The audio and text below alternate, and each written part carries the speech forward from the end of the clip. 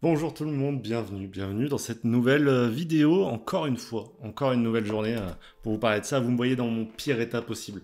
Voilà, pour rien vous cacher, je viens de sortir de la douche, donc cheveux dans un état, voilà, autant vous dire que ça part en steak, je vais faire que me recoiffer pendant toute la vidéo, vous allez trouver ça insupportable.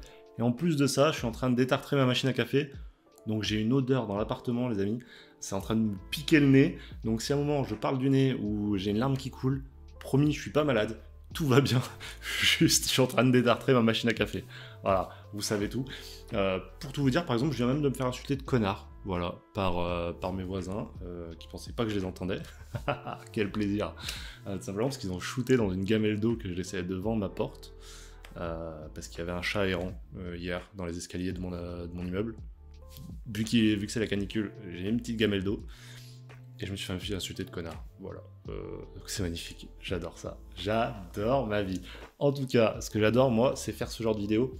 Et je vais commencer par répondre à vos questions avant de passer sur la petite critique de comics que je vous ai promis hier. On a Hydra1455 qui dit « Est-ce que j'ai aimé Injustice année 1 ?» Voilà, ça ne va intéresser que lui que je réponds à cette question. Oui, j'ai beaucoup aimé le début d'Injustice, dont l'année 1 du coup. C'est après que j'aime beaucoup moins ce qu'a fait Taylor, avec notamment, encore une fois, le côté la Justice League Dark, en fait, enfin pas la Justice League Dark, par contre, tout ce qui est Constantine, Zatanna et tout, côté beaucoup plus mystique qui arrive un peu plus tard et qui prend vraiment une place importante.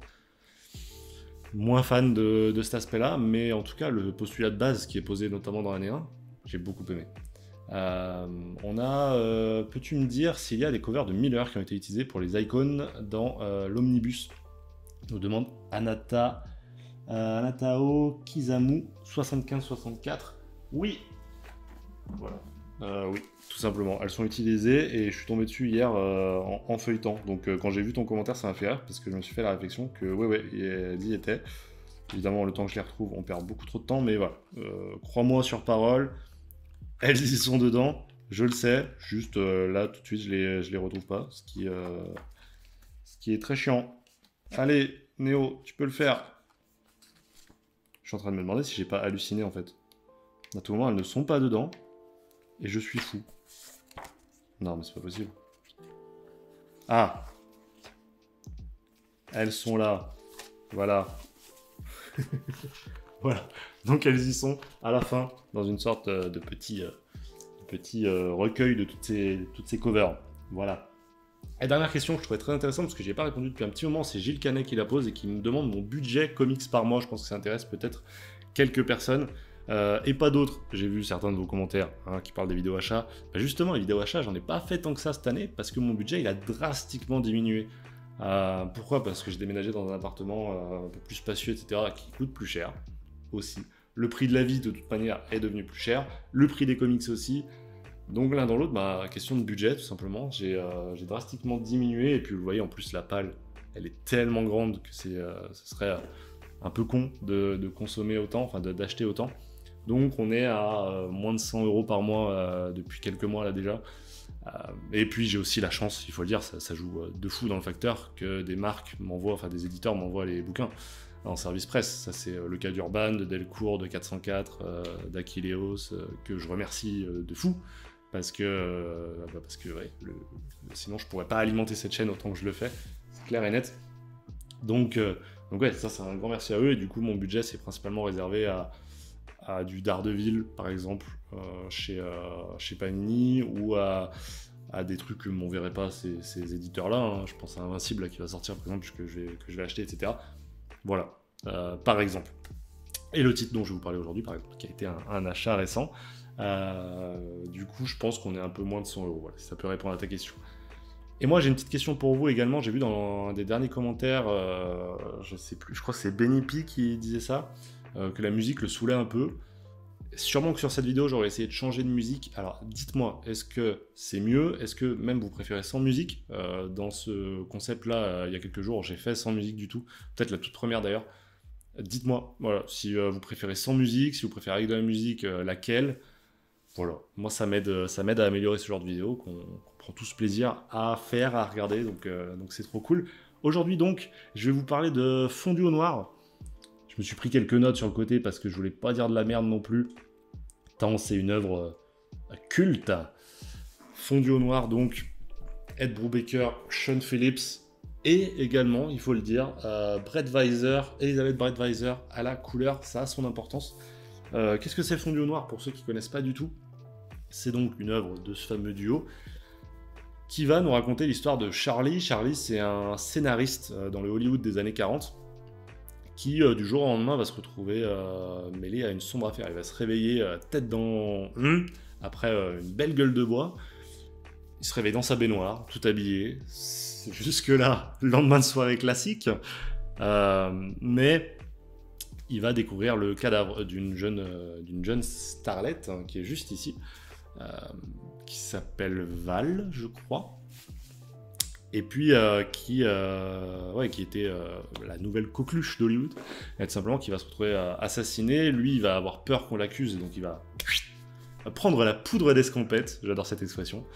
Et puis, en fait, il va se rendre compte, dans les journaux, dans la presse, que on dit qu'elle s'est suicidée. En fait, la scène de crime a été maquillée en suicide, et de là va partir une enquête de son côté pour essayer de comprendre ce qu'il a pu se passer avec cette jeune femme, pour qui il avait quelques sentiments amoureux, disons-le. Mais au-delà de ça, c'est tout un autre paysage qui nous est décrit. C'est celui, du coup, je vous l'ai dit, du Hollywood des années 40. Post-guerre, donc on va voir un Charlie totalement traumatisé par la guerre, qui n'arrive plus à écrire, en fait, qui n'arrive plus, c'est lui qui le décrit, à utiliser son imagination tant ce qu'il a vu dépasse l'imaginable. Et ça, je trouve ça très beau. Je trouve ça très très beau comme image de se dire qu'on n'arrive plus à imaginer d'histoire, parce que celle qu'on vit, elle est trop terrible en fait. Donc il y a ça, il y a évidemment qui dit post-guerre, dit tension avec l'URSS, et donc avec le communisme, donc c'est toute cette ambiance du macartisme et de la chasse aux communistes, notamment à Hollywood, qui va se mettre en place ici, et tout ça avec une enquête, etc. Donc vraiment, il y a beaucoup de pièces qui viennent s'imbriquer, et moi, il m'a fallu quelques jours pour essayer de comprendre ce que j'avais pensé de ce bouquin. Je voulais pas dire de la merde, et chaque jour qui passe depuis que je l'ai lu, je change un peu d'avis dessus. Ça se précise un peu, donc peut-être que ça aurait mérité encore quelques jours de réflexion, et peut-être que je vous en reparlerai quand il y aura des trucs qui me reviendront en tête. Mais quel est mon avis dessus? Qu'est-ce que j'en ai pensé? Déjà, moi c'était sûr que j'allais un jour lire Fondu au noir. C'était sûr parce que plein de choses. Déjà, le Brubaker Phillips, vous le savez, en ce moment je lis énormément de bouquins de ce duo, et Fondu au noir c'est pour beaucoup l'un de leurs meilleurs, si ce n'est le meilleur. Donc il fallait que j'aille dessus un jour, c'était évident. Ma passion pour le cinéma et le fait que j'ai étudié cette époque-là du cinéma à l'école, c'était un des points qui faisait qu'il fallait que j'aille dessus. Déjà, rien que Brubaker parle de cinéma, déjà ça aurait suffi. Mais à ça, tu rajoutes donc du polar, de l'enquête policière, qui est un genre qui me parle, qui me plaît, notamment au cinéma. Tout s'imbrique. Et puis peut-être, un facteur un peu décisif, c'est le harcèlement ciblé que vous avez fait contre ma personne à chaque fois que je parle de Brubaker Phillips. Peut-être, ça a peut-être joué. Non, sans déconner, vous avez été nombreux à me dire qu'il fallait que je lise ça. Donc je l'ai lu. Je l'ai lu, évidemment, j'étais obligé de céder. Et puis, parlons de cet écrin chez Delcourt. Le petit, je me rappelle jamais le nom, Couperet, c'est pas ça le nom. Il y a un nom pour ça, je sais que c'est pas marque-page, vous me l'avez déjà redit plusieurs fois, mais ça c'est hyper pratique, mettez-le partout, c'est trop bien. Le dos rond, cette belle intégrale qui est juste splendide, ça participe aussi à l'achat. Donc j'ai foncé, voilà. Ah bah je vois même l'année, c'est 1948, voilà que ça se passe, donc c'est fin des années 40. Donc voilà, ouais, qu'est-ce que j'en ai pensé du coup? Au niveau du scénario, partons tout de suite sur le défaut, et qui va peut-être en repousser plus d'un. L'enquête policière d'ailleurs, elle n'est pas très policière, hein. L'enquête pour ce meurtre, elle n'est pas très intéressante. Elle tire des ficelles qui ont déjà été tirées de nombreuses fois, notamment dans les films, policiers, polars, thrillers, appelez ça comme vous voulez. Donc rien de très original là-dessus. Donc si vous venez pour ça, si vous pensez trouver ici une bonne enquête et un bon livre d'enquête, je pense que vous pouvez passer votre chemin. Je pense. Enfin, je pense que vous pouvez trouver mieux que ça.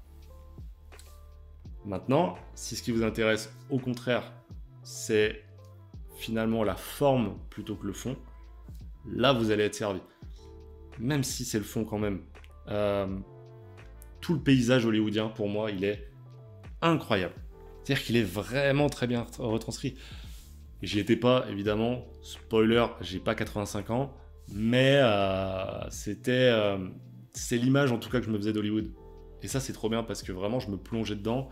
Je trouve que c'est vraiment très bien retranscrit. À la fois, ces décors-là qu'on connaît si bien, finalement. Et à la fois, les soirées beaucoup trop festives. En fait, c'est un Hollywood qui est à la fois déluré, très paillettes, très feu d'artifice. Et à la fois très sombre. Parce qu'il y a tellement de personnes pas recommandables là-bas, chose qui a été accentuée ces dernières années par le mouvement MeToo, etc., et qui te prouve finalement que ça ne peut être que vrai à cette époque-là aussi. Donc ça participe en fait à cette mythologie hollywoodienne qui est retranscrite là-dedans de manière juste parfaite. À ça, t'ajoutes une galerie de personnages qui est énorme. D'ailleurs, heureusement qu'il y a un trombinoscope au début du bouquin, parce que ça te permet vraiment d'y retourner plusieurs fois. J'ai eu besoin de ça pour te dire, attends, c'était qui lui déjà? Ah oui, c'est le producteur, ah oui, c'est le scénariste, ah oui, c'est le réalisateur. Et c'était important, et du coup, parfait. Heureusement qu'il y a ça. Et du coup, ça te fait une grande galerie de personnages, et tu pourrais te dire, il va pas avoir le temps de les développer. C'est faux. C'est faux, et c'est ce qui me fascine chez Brubaker, vraiment. Je suis fasciné par ce mec, parce qu'il arrive vraiment à faire des personnages d'un réalisme exceptionnel. Vraiment, de nombreuses fois, je me suis demandé si c'était pas véritablement documenté, si c'était pas véritablement, enfin, une vraie histoire. Je crois que non, après vérification, mais ça aurait tellement pu. J'aurais pas été surpris, en fait. Les personnages sont tellement vrais, ils ont un background, comme dirait l'autre. Ils ont des volontés, ils ont des espoirs, ils ont une vraie personnalité, des défauts, des qualités, et qui sont tellement humaines que c'en est véritablement fascinant, quoi, vraiment. Essayez de compter le nombre de fois où je vais dire fascinant, ça va peut-être devenir le titre de cette vidéo d'ailleurs. C'est un bouquin fascinant, et à tout ce scénario-là vient s'ajouter du coup le dessin de Sean Phillips, qui moi m'éblouit de tout le temps, enfin à chaque fois, quoi. À chaque fois que je lis un nouveau bouquin de lui, je suis un peu plus abasourdi par le travail qu'il fait. Je n'ai pas préparé d'image en particulier, donc ma foi, vous allez voir à peu près ce dont je veux parler sur des images totalement random, mais qui décrivent bien, je trouve, le trait de Phillips, qui en fait a deux facettes en fait. Tu as celle des paysages. Pour moi, c'est un peu le défaut de Phillips habituellement. C'est-à-dire que les paysages très classiques, ils relèvent pas le niveau en fait du dessin. Ils sont là pour être là et tu sais que c'est pas là-dessus qu'ils s'amusent véritablement. Alors que là en fait, Brubaker lui fait un tel cadeau en décrivant si bien ce qui se passe, en décrivant si bien la période, le lieu, etc. C'est tellement précis qu'il peut se faire plaisir de fou et les paysages sont juste bluffants. Vraiment, je pense que tu pourrais véritablement prendre la photo et te rendre à ce lieu-là aujourd'hui, quoi. Tu pourrais vraiment retracer le parcours des personnages, tellement c'est bien foutu. Et puis la deuxième facette, c'est les personnages. Et comme je vous l'ai dit, si Brubaker il est fascinant sur la manière dont il les crée narrativement, lui c'est sur le dessin, il leur donne des caractéristiques tellement précises. Je suis fasciné, voilà. Ajoutez-le à votre compteur. Je suis fou de ce duo parce que quand il y en a un qui excelle dans un domaine, il donne tellement à l'autre, il nourrit tellement l'autre que l'autre peut que s'élever pareil. Et tu as cette dynamique dans le duo qui est vraiment folle, où tu te dis, quand l'un est bon, il force l'autre à l'être. Et du coup, tu peux pas avoir un truc raté ou une alchimie qui fonctionne pas, parce que vraiment, les deux se tirent vers le haut constamment. Et c'est incroyable. Et puis là, où je vous disais que Brett Weiser, pour moi, la coloriste, fait un travail absolument exceptionnel là-dessus, c'est parce que elle va donner en fait toute la couleur d'Hollywood. Toute la couleur d'Hollywood qui est si singulière, je trouve, avec vous voyez, les fumées de cigarettes qui sont un peu tout le temps présentes, qui vont un peu donner une sorte de brume ambiante, et de côté sale, de côté puant, tu vois, tu as très peu de pages sur lesquelles tu n'as pas au moins une petite fumée de cigarette qui te donne même une odeur en fait au paysage. Et ça c'est fou, ça fait vraiment travailler tous tes sens. Je trouve ça vraiment exceptionnel ce qu'elle fait. Et en plus, tu as déjà de base Philips qui travaille beaucoup les ombres et qui, je pense, le fait excellemment bien. Rien que cette cover, on peut l'utiliser en exemple, mais je trouve que ça décrit parfaitement l'alchimie qui est entre Brettweiser et Philips, où tu as Philips qui va dessiner les ombres, qui sait très bien les placer, qui sait très bien le faire, et la coloriste qui va, elle, sublimer le tout. Et à Hollywood, c'est pas anodin, les ombres, parce que déjà, comme je vous ai dit, en fait, de tracer une ombre sur un visage, tu as cette double facette, à la fois le côté lumineux, le côté qui est retranscrit à la caméra, le côté tout heureux, tout gai, etc., qui va beaucoup être décrit là-dedans. Il y a un personnage dont le seul rôle, c'est de mettre en valeur les stars, tout en cachant leurs défauts. Donc vraiment cette partie-là. Et puis la partie très sombre, au contraire, qui est à peu près chez toutes les personnes de ce récit. Et puis tu vois, tu as vraiment le côté un projecteur par-ci qui m'éclaire et du coup qui fait une ombre, la caméra, le machin, c'est vraiment... C'est juste... moi c'est fou, je pourrais en parler très longtemps. Je vais pas le faire parce que je pense que je vous ai déjà assez ennuyé là-dessus. Bref, en conclusion, juste soyez sûr de ce que vous venez chercher. C'est une expérience à part, ça c'est sûr. Moi, ça va devenir vraiment une référence dans mon inconscient, je le sais, pour tout ce qui est de cette période-là. Maintenant, si vous venez chercher une belle enquête, etc., encore une fois, c'est ce qui pêche un peu et ce qui va peut-être même vous décevoir sur la fin, où on a la résolution de tout ça. C'est décevant. Et en même temps, bah, c'est méta, quoi. C'était pas un milieu... c'est un milieu un peu décevant, voilà. Bref, foncez dessus si vous aimez toute cette période-là, si vous aimez le duo. Bah, vous allez voir au sommet de leur art. J'espère que cette vidéo vous aura plu. Je sais pas si j'en ferai une demain ou pas. Pour tout vous dire, j'ai lu hier le premier tome du Batman de Tom King. Vous connaissez mon amour pour Tom King. Peut-être que je vous parlerai de ça si ça vous intéresse. N'hésitez pas à me le dire. C'est possible. D'ici demain, écoutez, passez une belle journée. J'espère que tout ira pour le mieux pour vous. Et on se retrouve demain. Ciao tout le monde!